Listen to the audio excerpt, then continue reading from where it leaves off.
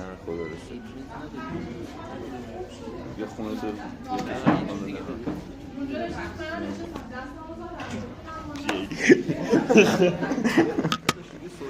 قدیمی شد دیگه.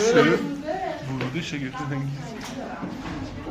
بنده خدا بسید خود خودش در مفترم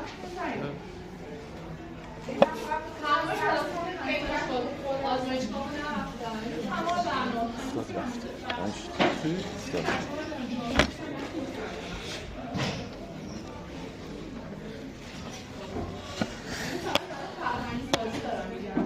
یاد بگیریم نه کشور خارج از کسی ناقل خودش نمیاد من مریضم مثلا مثلا حق مریضم همینجور بیابتون میکنم چون کاری دارم درسته؟ من مریضی نیاد خب اون موری که میخواستم نامده من صحبت کردیم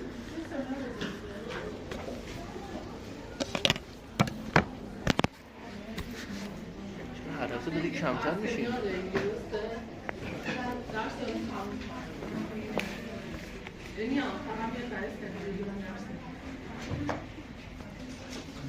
مبارک خیلی سبک جزوش انصافا این جزو خیلی سبک توی یه ساعت اوکی یک گروه فرده سمینار داره بابا پول زیاده ها؟ جزو بابا پول جبل سنگ جبل بابا پول هفته بعد چی؟ هفته بعد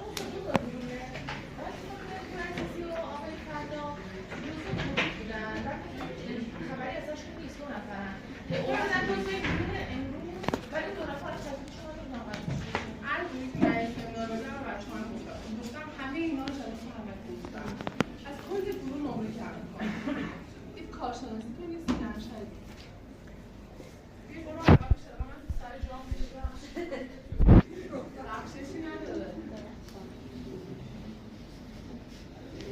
خودم من دوست داریم من چرا خوب من خوب شدم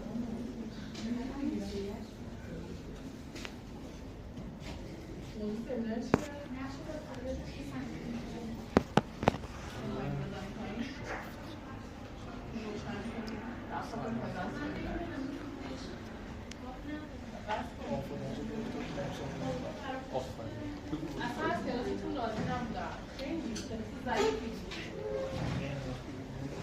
من درس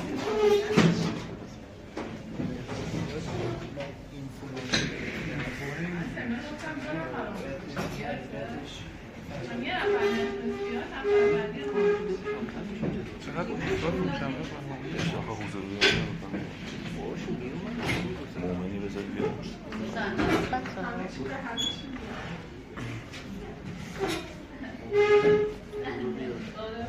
تو رو خود پایش کنید هر کی نقطه بود بندازینش بیاد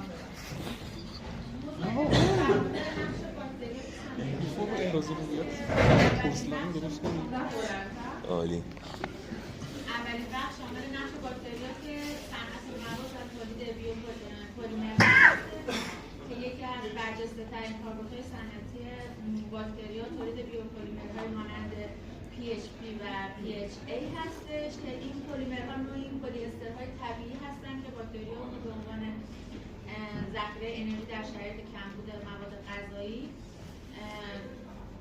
شرایط کمبود مواد مغذی تولید میکنن و توی سلول انباشته میشه که مزیت بزرگ این بیوپلیمرها نسبت به پلاستیک‌های نفتی اینه که کاملا زیست تجزیه پذیر هستن، غیرسمی، زیست‌سازگار و قابل اصلاح ژنتیکی هستن. به عبارت دیگه این ویژگی‌های فیزیک و شیمیایی اونها رو با دستکاری ژن‌های باکتری تغییر بدیم تا در شرایط صنعتی مختلف عملکرد بهتری داشته باشیم.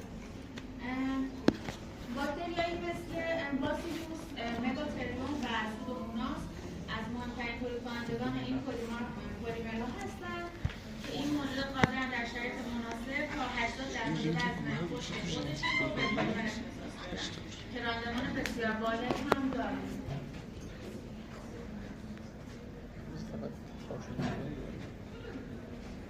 بذار من از خودتون میدونم ولی اگه هم رسه اینم بپرس اگه اوکی دیلیتش کن لینکو پاک کنم. پاک کن. من میگم میتونی باش. آره پیشه. بکن اینطوری نه تو گروه. آره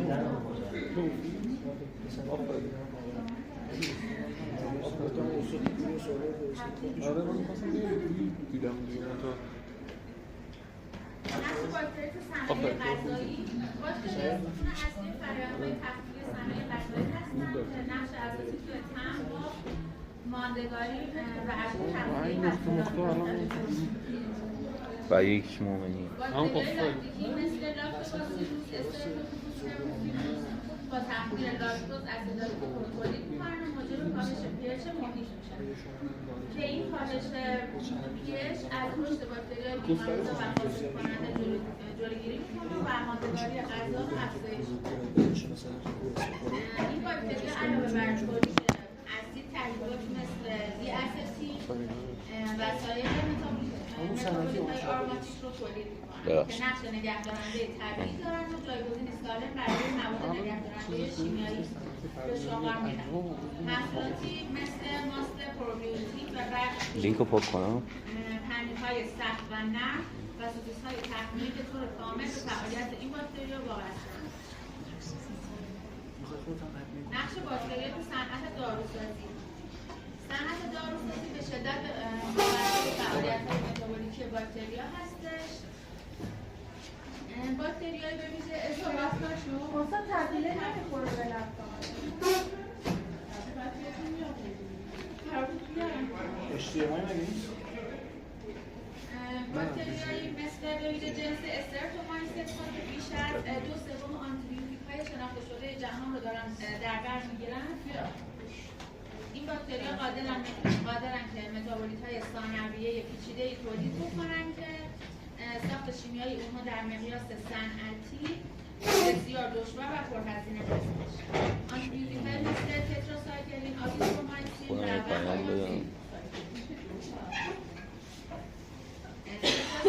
آزیترومایسین و وانکومایسین یکی از مهمترین محصولات باکتریایی هستش که هنوز هم توی خط اول درمان بسیاری از بیماری‌ها قرار داره. علاوه بر این آنتیبیوتیک هایی که لینک جدیدش برای خودم فرستادم. باکتریا مواد ضد سرطان مانند آره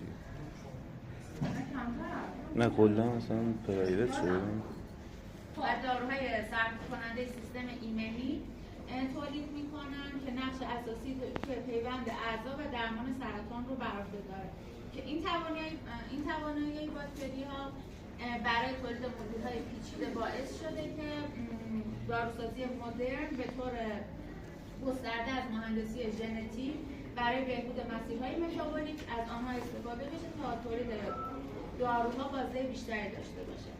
بخش دیگه نقش باکتریا توی محیط زیست و زیست‌پالایی هستش که زیست‌پالایی یکی از مؤثرترین و کم هزینه‌ترین روش حذف آلاینده‌های زیست محیطی است که باکتریا توی این فرآیند نقش اصلی رو دارن ایفا می‌کنن. باکتریایی مثل سودوموناس بوتیدا قادرن که ترکیبات آروماتیک پیچیده‌ای مثل تولوئن و زایلن را تجزیه کنن که با استفاده از هیدروکربن‌های نفتی به عنوان منبع انرژی نقش مهمی توی تجزیه لکه‌های نفتی رو دارن. توی تصفیه‌خونه‌های فاضلاب‌های صنعتی هم باکتریایی مثل باسیلوس سئروس در کاهش BOD و COD نقش حیاتی رو دارن. علاوه بر این برخی گونه‌های رودوفوکوس توانایی تجزیه آلاینده‌های سنگین و پایدار رو دارن که معمولاً با روش‌های شیمیایی به سختی حذف میشن که این باکتریا نه تنها به حفظ محیط زیست به حفظ محیط زیست عمل میکنن کمک میکنن جایگزینی پایدار برای فناوری‌های پرهزینه و آسیب‌رسان شیمیایی ارائه میدن. بخش دیگه نقش باکتریا توی تولید انرژی هستش که انرژی زیستی حاصل از فعالیت‌های باکتری که از فناوری‌های نوظهور اخیر هستش که برخی از باکتریا قادرن این الکترون‌های حاصل از فرآیندهای متابولیک خودشون رو به صورت مستقیم به الکترودها منتقل بکنن که این ویژگی الکترون ترانسفر هستش که تو باکتری‌های مثل علاوه بر این باکتریا توی سل‌های سوختی میکروبی به کار میرن و میتونن از فاضلاب‌ها مواد آلی و همچنین محیط‌های زیر سطحی جریان‌های الکتریکی تولید کنند که استفاده از این باکتری‌ها در تولید انرژی خاک، کاهش آلودگی‌ها و تأمین برق در حال گسترش هست و تو آینده نقش چشمی توی اقتصاد انرژی دارد. بخش بعدی بیوسنسورها و تشخیص مبتنی بر باکتریا هستش که اینو میشه به عنوان ابزار تشخیص زنده به کار بگیریم و میتونیم اونها رو جوری مهندسی بکنیم که توی حضور ماده یا شرایط خاص پاسخهای مشخصی مثل نور، رنگ یا ترکیبات قابل اندازه‌گیری ایجاد بکنه که باعث شده که توی توسعه بیوسنسورهای ژنتیکی، آنزیمی و بایوفیلمی استفاده بشه. برای مثال بیوسنسورهای ژنتیکی مبتنی بر CRISPR میتونه وجود DNA یا RNA ویروسی رو تشخیص بده. بیوسنسورهای بایوفیلمی که قادر به شناسایی فلزات سنگین، سموم و آلاینده‌های صنعتی هستند. این سیستم‌ها توی صنایع غذایی، آب، محیط زیست و پزشکی برای تشخیص سریع به کار گرفته میشن. بخش بعدی توی نقش باکتری توی کنترل کیفیت و ایمنی صنعتی هستش که توی صنایع داروسازی و تجهیزات پزشکی کنترل کیفیت خیلی مهمه که باکتریا توی این حوزه دو نقش دارن که برخی باکتریا مثل ژئوباسیلوس استئاروترموفیلوس و باسیلوس آتروفئوس به عنوان شاخص‌های بیولوژیکی برای اعتبارسنجی فرآیندهای استریلیزاسیون استفاده میشه که این باکتری‌ها به دلیل مقاومت بالایی که به حرارت و اتیلن اکساید یا پلاسما دارن به عنوان استانداردهایی برای کنترل استریلیتی شناخته شدن. برخی باکتری‌های دیگه مثل استافیلوکوکوس اورئوس، سودوموناس آئروگینوزا و اسنیتوباکترها تهدیدهای جدی برای صنایع هستند که هر گونه آلودگی اونها باعث ضرر اقتصادی و حتی خطرات بهداشتی میشه که توی شناخت این باکتری‌ها و مدیریت بهینه یا این آلودگی‌ها بخش مهمی هستش توی صنعت میکروبیولوژی. بخش آخر آینده فناوری‌های میکروبی هستش که آینده میکروبیولوژی صنعتی توی این شرایط بسیار امیدوار کننده هستش که پیشرفت‌هایی مثل مهندسی ژنتیک پیشرفته راه رو برای تولید محصولات جدید هموار کرده و تو آینده نزدیک باکتری‌های مهندسی شده میتونه به طور خودکار ترک‌های سازه‌ای رو ترمیم کنه یا داخل بدن به عنوان کارخانه‌های تولید کننده دارو فعالیت کنه. همچنین فناوری‌های چاپ سه‌بعدی با باکتری‌ها، تولید کامپوزیت‌های باکتریایی و توسعه بیوپلاستیک‌های فوق پایدار از مهمترین فناوری‌ها شناخته شده. همچنین استفاده گسترده از سلول‌های سوختی میکروبی میتونه تولید انرژی پاک رو وارد مرحله جدیدی بکنه. خیلی ممنون هستم.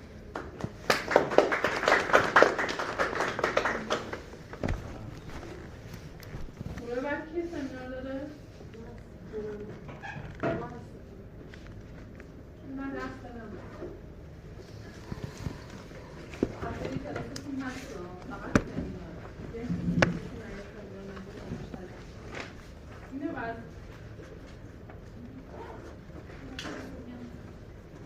دارم میگم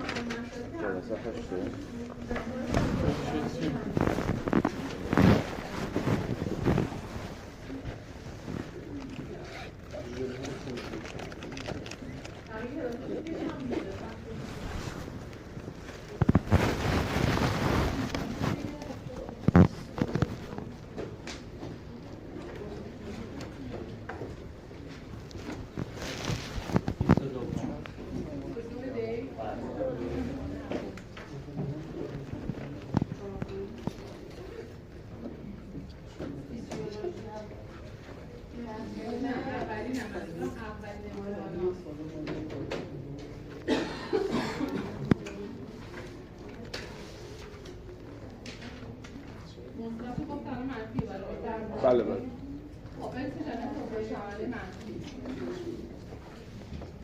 رونویسی از جنایه بذارم صحبت کنم باری که من دست کام کنم یکی از جنهای کنترل شونده منفی توسط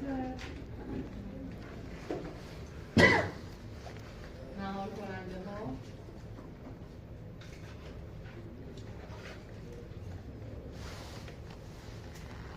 کنترل می شود.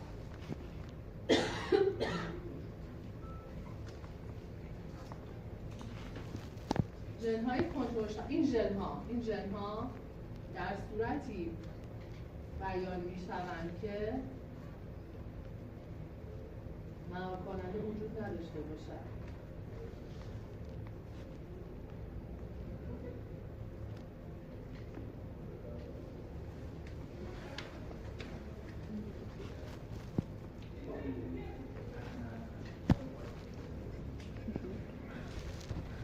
برای خاطر طلب از فرضیه بیان ژن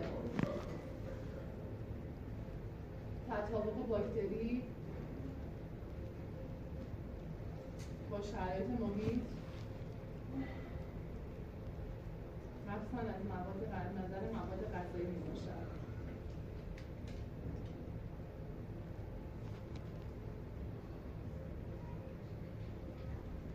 به طوری که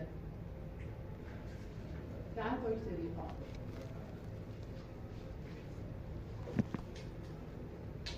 ژن‌هایی که در یک مسیر فعالیت دارند توسط یک پروموتر و ناحیه تنظیمی کنترل می شود. همچنین بیان آنها با هم به صورت یک mRNA پلیسیسترونیک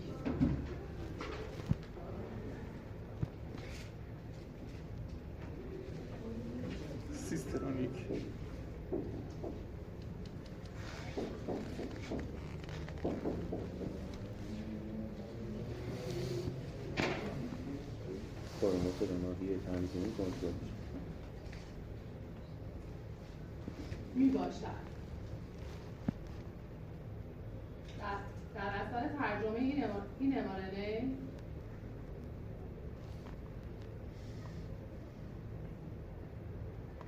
چندین نوع پروتئین سنتز می شود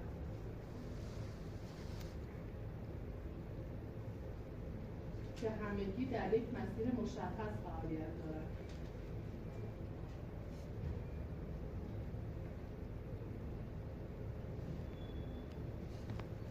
تیتر بعدی اپرا.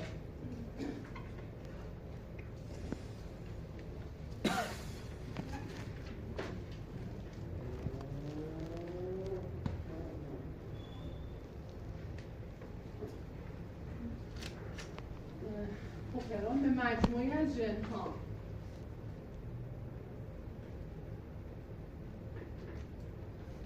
که توسط یک پروموتر و ناحیه تنظیمی بیان می شوند اپرون می گوید که شامل 2 تا 20 ژن می باشد که معمولاً همگی در یک مسیر مشخص فعالیت دارند.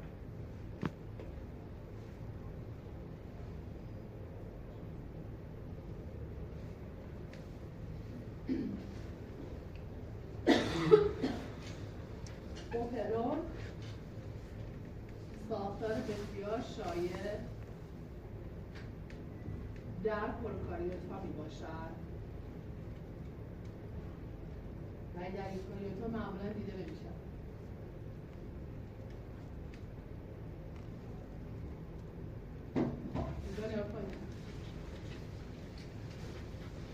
یه سری ژن‌ها که مثلا الان میگم لاکتوز نقش دارن، از جذبش و از متابولیسمش و از همه چی تحت تاثیر یه پروموتر مشخص و ثابت و یه ناحیه تنظیمی هستن. این ساختار رو بهش میگن اوپرون. به خاطر چی؟ به خاطر اینکه باکتری براش نمیصرفه بخواد ترجمه می‌ادین‌ها رو که توی مسیر هستن با یه پروموتر با یه نوع تنظیمی مشخص جدا تنظیم کنه یا حتی یک پارچه انجام میده و mRNA که میگه mRNA پلیسیسترولیک هستش. این که یه متوجه میشی؟ خب بریم به عنوان مثال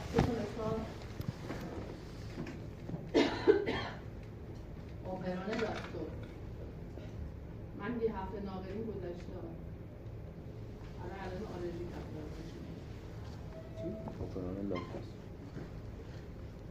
به عنوان مثال اوپرون لاکتوز در باکتری در این سیستم از این سیستم پیروی میکنن که به طور کلی اگر گلوکوز در محیط باشد این اوپرون خاموش میباشد. چرا؟ علما؟ میشه نواحی تنظیمی نه کلا چرا اگه گلوکوز میشه سراغ لاکتوز نمیده؟ قند مصرفش اول گلوکوز قند اصلی که برای سلولی چه پروکاریوت چه یوکاریوت نیاز هستش گلوکوز اگه نباشه میره سراغ لاکتوز. چی گفتم؟ خاموش میشود. توی پرانتز گلوکوز قند اصلی و محبوب سلول هاست. چه یوکاریوت چه پروکاریوت. پرانتز بسته. اما اگر گلوکوز در محیط نباشد اوپرون لاکتوز فعال می شود. من این برای بچه های دکتر رو مفصل میگم. شما در این حد که آشنا باشین کفایت میکنه. اوپرون لاکتوز فعال میشه چون این ژناش هر کدوم تخصصی یه ژنی باعث میشه وارد شه، یه ژنی باعث میشه که متابولیزم شه. اینا هست خیلی تخصص برای بچه پی اچ دی بعد شما هست توضیح میدم برای شما نخواب سنگی شه. مثال بعدی اوپرون تریپتوفان.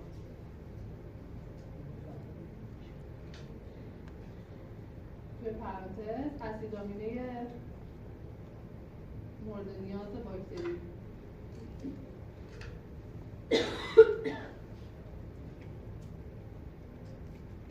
این اوپرون هم میگن ولی این اوپرون ژن‌های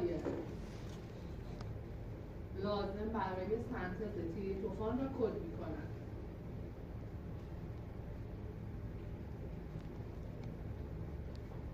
و محصولات حاصل از آن در سنتز تریپتوفان نقش دارند.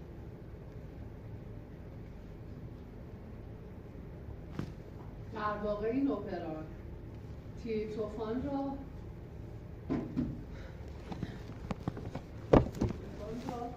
از ماده پیشساز اولیه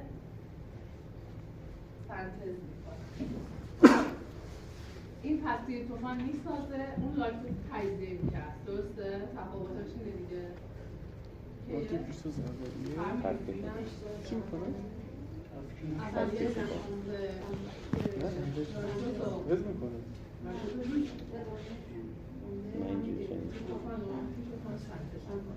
سنتز من نمی‌دونم. خب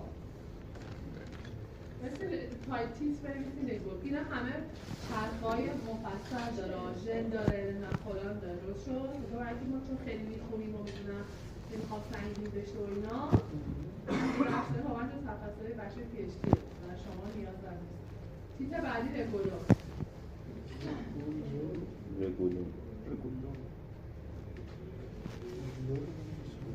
این علما صدا داره؟ این فارسیه دیگه.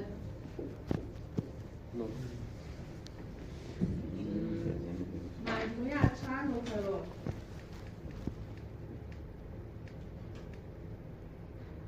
توسط یک عامل تنظیمی مشترک کنترل می شود به گلون می گویند. خب اینجا گوش کنید توضیح بدم. چند تا ژن با هم میشه یه اوپرون. چند تا اوپرون با هم میشه رگولون معمولا کمتر دیگه میشه، بیشتر اوپرون. به عنوان مثال رگولون مالتوز و رگولون شوک حرارتی.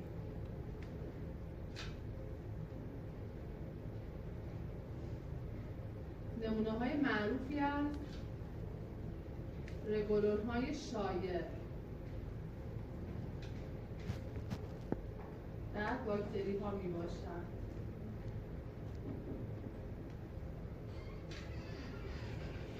که می توانند گاهی تا 100 ژن را در خود قرار دهند.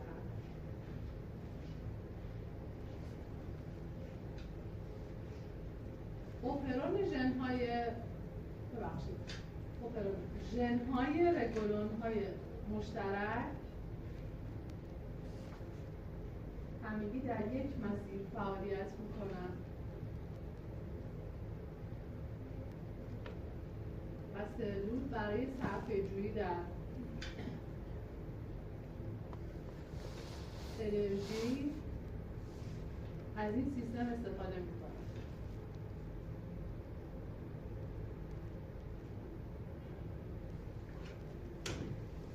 به عنوان مثال رگولون مالتوز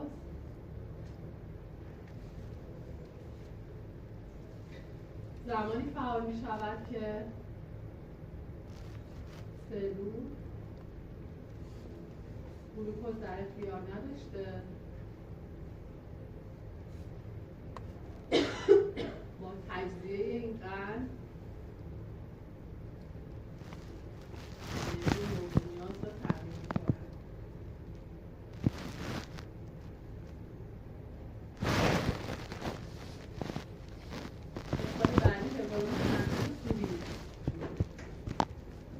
پورین در رگولون سنتز پورین. پور چیه؟ منفذ برای چیه؟ برای عبور مواد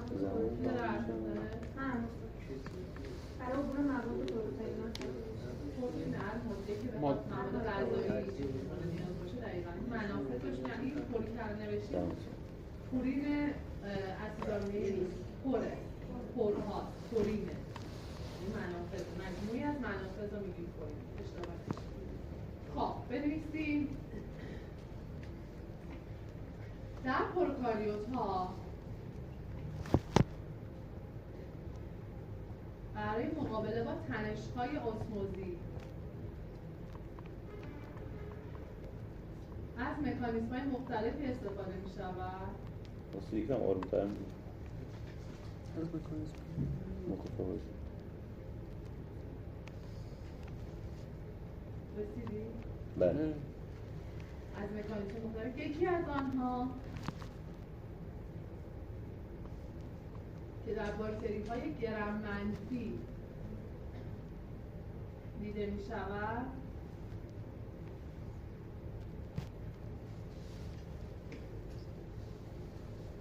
کنترل سنتز پورین‌ها یا منافذ غشای خارجی میباشد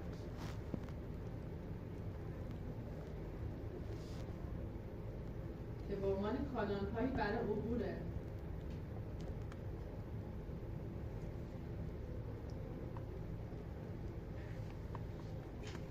مولکول‌های غذایی محلول در آب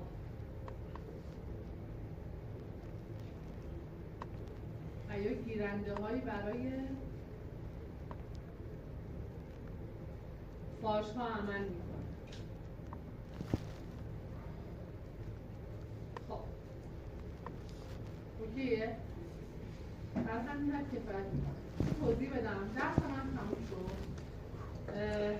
تمام اون مطالبی براتون گفتم تو صفحه‌هاتون تمام صفحه‌ها رو درس دادم. یه سری سمینار استفاده مشخص کردم که ما موضوع امتحانه آره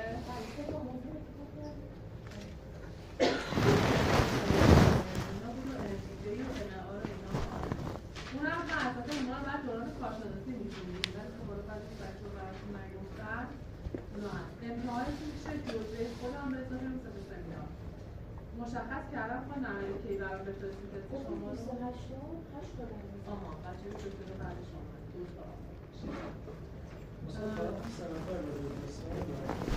همه دیگه تو به من پیام دادی بچه ها پرسیدم من از من نگفتم درسی که یاد نمیگیم چی؟ این هم همینجوری دو دفعه گفتم به جز اون بچه که مقاله برابر هست من فرستادن این فرستم نه ارائه میدادن بقیه‌شون برای من باید بفرستید توضیح دادم جز اون باشه نمره کم میکنم اون دو سه دفعه گفتم این واقعا درست داره بچه کارشناسی به خود یه بار میگم ممکنه دیگه شما که به هر حال اون تاریخ برابر میفرست گفتم چیزی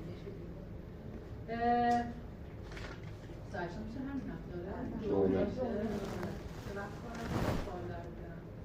این ازی من یه بار براتون درس دادم پای تخته باشه یه بارم گفتم نوشتی یعنی 2 بار در واقع ریویو کردم دیگه هرچی خوندی نخوندی پاس شدی کلام خودتونه بچه‌ها که با من کلاس داشتن میدونم من به کسی نردی نمره اضافه میکنم 2500 و نه از کسی کم میکنم حساب کتاب میکنم میره توی نمره توی برگشتون لیست دارم همه منطقه برای پایانیتر خوب بخونید 5 نمره سمینار رو بشتم خیلی کمک میکنه کمک هم سر سمینار کردم درست شد دیگه بقیهش دیگه هرچی کردن خودتونه برگه امتحانی بود خوب بشین بد بشین 5 بشین 2 بشین شما باید 12 بشین دیگه برای پاس بچه دکتر 14 هرچی باشه دیگه کردن خودتونه بیافتین هم دیگه افتاده هرچی از که من تا حالا افتاده ارشد نداشتم ولی این چیزی که دارم میبینم احتمالا اینکه افتاده که بیارم یعنی فیدبکی دارم ازتون میبینم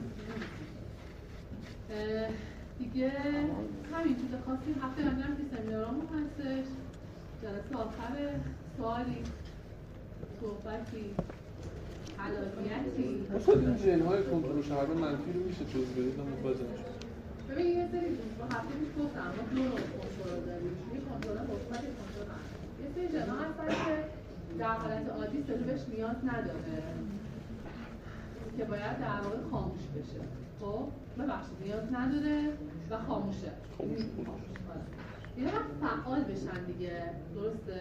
اینا میگن مثبت فعال یعنی مثبت اینا میگن کنترل شامل مثبت کی داره فعال میکنه القا کننده این ویروس محرک‌ها تعریف کننده این شد مثبت یه سری جنها هست که سلولش نیاز داره در حالی باید فعال و بیان داره میشه ممکنه یه زمانی سلولش نیاز نداشته باشه اینا باید مهار بشن درسته؟ مهار کی میکنه؟ رفرسور یا مهار کننده بهش میگن منفی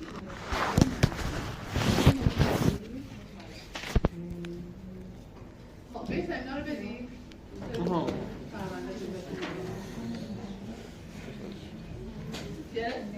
بله بله گرفتم مای گرفتم ایوه محمود من فرستادم بیاد آقا محمود یه محمود کم داشتید محمود رو محمود رو ادمین کنید محمود ادمین کن راسی محمود استار بده آقا خالص همون شده باید ادمینستراتور باید بشه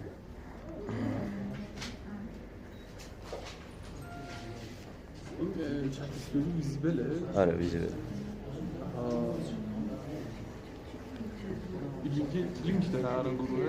لینک جدید داشت قبلی رو منقضی کرد برای کسی که میشناسم خودم آره آره میفرستم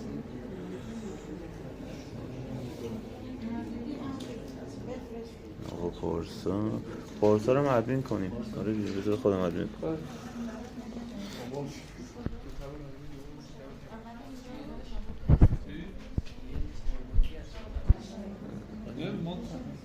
دمت گرم چطوری بنده علی آقا هرکی یه دونه دیگه جدی؟ ایوه خورمان خوبی هست چرا؟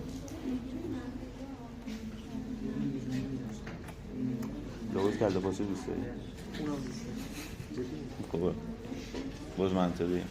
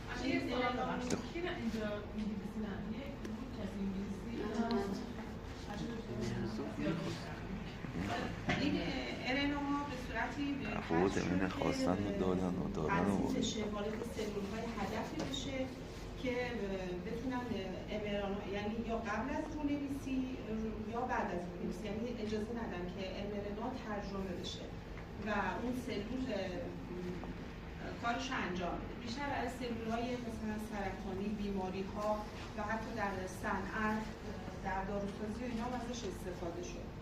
مکانیسم عملش به این شکله که این RNAهای دورشته‌ای وقتی که وارد سلول میشن، اول توسط یه آنزیمی به نام دایسر که خاصیت ریبونوکلئازی هم داره شکسته میشه و بعد با یه پروتئین و یه دونه کمپلکس با هم تشکیل میدن، یه پروتئین آلبومین با هم یه کمپلکس رو تشکیل میدن که اینها این RNAها دورشته‌ای هستن که وقتی که اون آنزیم دایسر میشکنتشون و یه دونه آنتی سیس و یه دونه سیس تشکیل میدن و اینها با هم یک کمپلکس تشکیل میدن و میشینه روی mRNA ها و اون پروتئین آلوبولات خاصیت ریبونوکلئازی داره و دورشته DNA رو از هم mRNA رو میشکنه و اجازه نمیده که مرحله ترجمه صورت بگیره. حالا ما این siRNA ها برای اینکه طراحی بشه، حالا میتونیم به صورت بلاست کردن رو طراحی کنم که انتهای سفریمش رو برای که پایداریش بیشتر باشه یه سری RNA هایی اضافه میکنن و بیشتر سیتوزین و گوانین در اون RNA طراحی میشه که پایداریش بیشتر باشه و توالیش به طوری انتخاب میشه که 50 الی 100 تا نوکلئوتید قبل از کدون آغاز که IUGQ قرار بگیره و حداکثر کارایی رو داشته باشه.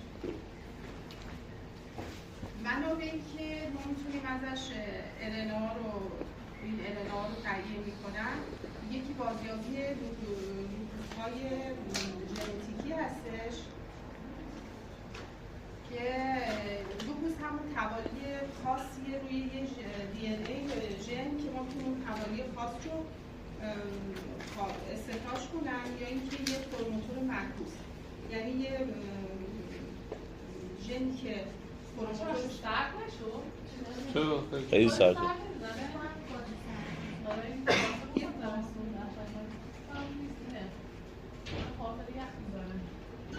پروموتور یه بخشی از DNA که آنزیم RNA پلیمراز دو فاکتورهای رونویسی رو روش آغاز میکنن و اون RNA رو به ما میدن، یا RNA های ویروسی که اونها به راحتی هم میتونن وارد ژنوم سلول ها بشن و وکتورهای ژنتیکی هم که باز یه سری گیرنده هایی هستن که باز از جنس خود سلولن که در ساخت پلاستیک ها استفاده میشن که به راحتی بتونن وارد سلول ها بشن و یه سری باز عناصر هستش مانند ترانسپوزیون های خوزون ها در ژنوم سلولی و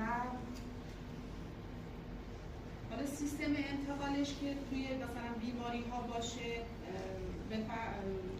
از استفاده از میدان الکتریکیه، یعنی که اون ذرات SIRNA رو که میخوان وارد قشای سلولی کنن در یه میدان الکتریکی قرار بدن که قشا اجازه عبور اون SIRNA رو به داخل خودش بده، یا تزریق میکروسکوپی هستش که با استفاده از این سوزن‌های نازکیه، یا لیپوزوم‌هایی که یه کپسول‌های لیپیدی که از جنس خود قشا باشه که بتونه از فوتوشوپ‌ها و اون قشای لیپیدی سلول رو دور کنه. یه سری پلیمرهایی که حالا یا طبیعیه مثل کیتوزول‌ها یا پلیمرهایی که سنتتیک باشه مثل سیکلودهکسترین‌ها که اینها رو یا کنجوگی کنن با یه سری از آنتیبادی‌ها یا به صورت یه سری نانوذراتی که با فلزات باشه مثل طلا و آهن و چیزای دیگه. کاربردهای درمانیش هم در سرطان‌ها، عفونت‌های ویروسی، عفونت‌های باکتریایی، بیماری‌های عصبی، بیماری‌های التهابی، خودایمنی، ژنتیکی و سلول‌های هدفش رو می‌تونن در نظر بگیرن و این SIRNA رو واردش کنن. یکی از چالش‌هایی که داشتم توی این مقاله توضیح داده بود که حالا این SIRNA هایی که تهیه شده آیا در گردش خون محافظت میشه یا توسط سیستم ایمنی بدن حذف میشه و جذب سلولی صورت میگیره، میتونه به راحتی وارد از قشر عفونی وارد سیتوپلاسم سلول بشه و اثرات غیر هدف به سلول‌های غیر از اون سلول هدف وارد بشه و اینکه به راحتی بتونه اون SIRNA داخل سیتوپلاسم آزاد بشه و به هسته و اون DNA هدف وارد بشه و سیستم ایمنی هم اونو از بین نبره. تفاوت SIRNA و DNA رو گفته بود که SIRNA 20 الی 23 تا نوکلئوتید داره، پایداریش بیشتره و اثرگذاریش هم بیشتره باز و سمیتش کمتره، اما نوکلئوتیدها هزاران نوکلئوتیده، پایداریش هم طبیعی‌تره و بلند مدت‌تره. اما این موضوع هم انتقال باز با نانوذرات بود که همونجور گفتیم یا با لیپید ترکیب میشه یا با پلیمر یا کنجوگی میشه با آنتیبادی و که به راحتی وارد سلول بشه. مزایای استفاده از همین نانوذرات هم افزایش جذب سلولیشه و پاسخ ایمنی بدن بهش کمتره و افزایش پایداریش در جریان خونه. و حالا کارآزمایی بالینیش هم به این صورت بود که یا موضعی تزریق میشد که بیشتر بیماری‌های چشمی و پوستی هستش که موضعیش هم کاراییش بالاتره، هم سمیتش کمتره، اما سیستماتیک چون وارد کل جریان خون میشه خب قطعا تاثیرش ممکن جای دیگه بدن هم صورت بگیره و سمیتش بیشتر میشه و اینا با داروهایی هستش که توسط FBI واسه از همون نوع توسط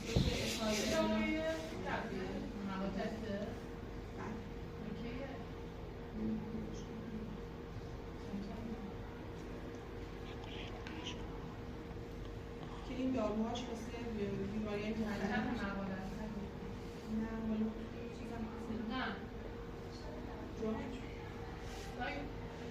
سال نشر مقالت چه سالی؟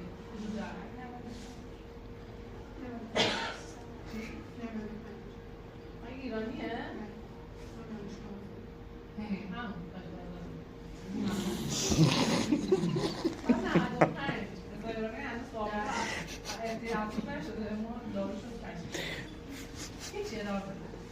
نتیجه گیری هم که در انتهای مقاله کرده بود یه انقلابی در خاموشی ژن واسه بیماری درمان به سایرانه اول ما دوره پیجی سنم دارو نشدم هیچ داروی اصلا 95 ما دارو کشف کردیم و پیشرفتش در سیستم انتقالشه و همین که کاربردهای درمانی گسترده در بیماری‌ها و چیزهای دیگه. یه مقاله دوم هم که باز ما تحلیل کرده بودیم در مورد آنزیم گلوکوز اکسیداز بود. مقاله فارسی استفاده کردیم؟ مقاله انگلیسی ترجمه کردیم. آنزیم گلوکوز اکسیداز که توی مقاله اومده بود از قارچ آسپرژیلوس استخراجش کرده بود و به صورتی که خواسته بود که این آنزیم رو تکثیر کنه در حجم زیاد که در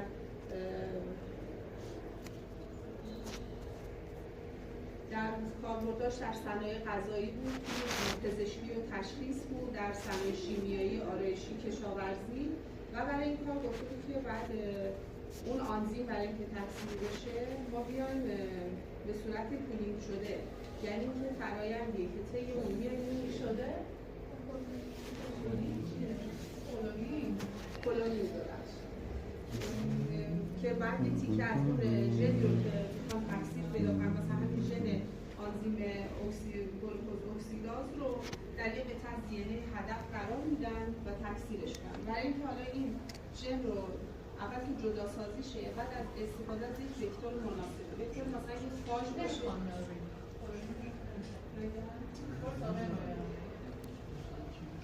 و این آنزیم رو که به صورت پلاستیک تهیه‌اش میکنن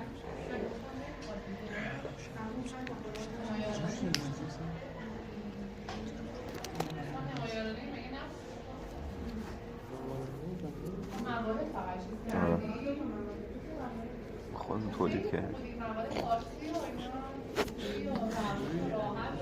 محقق ما رو نمیزن تو چی کار میکنی یا اصلا چی سینر چی؟ اداته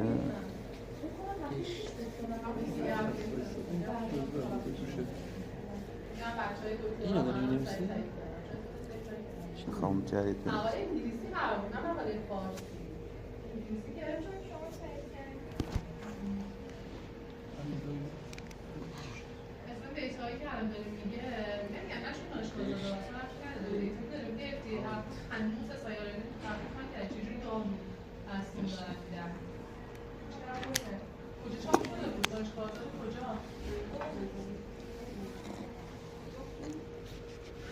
خب سوال نداری؟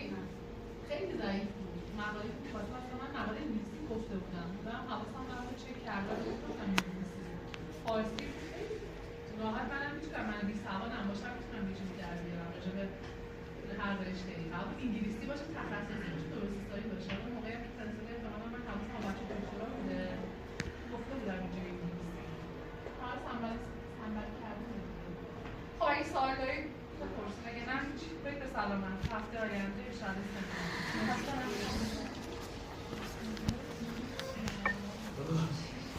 این بنده خدا رو میندازه با این وسط میگم این بنده خدا رو میندازه با این وسط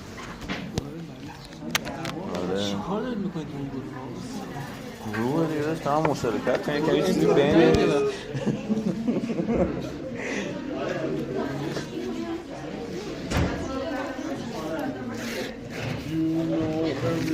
حالا سین مگر سین باشد به سین هر مضافی رد کنید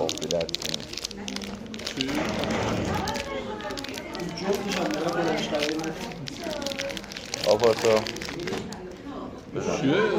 جدید من امتحان کن این مرتیکه رو باید پیدا کنیم کی؟ این هستش آه ای گل زدم الان این یالا وقتی پی دی افش در اومده و این دانلودش کرده یالا کی؟ ابوالفضل؟ ابوالفضل نمیدونه پیداش میکنی؟ تبور همه ابوالفضل رو پیدا این چیز جدیده فکر کنم ابوالفضل همون چیز اینه ابوالفضل اخیرا این بود همینه دیگه اینو عمل آقا سه نمیخوره دیگه ما مثل دیگه قربون دست بید آره همینه دیگه همینه آقا ترم قبل داشتم یکی دیگه ده یا شرم یه من دارو بزن کرونا که دور کرونا می فارغ التحصیل شدن حالا همشون اشد تمیز دیگه مثلا همین دست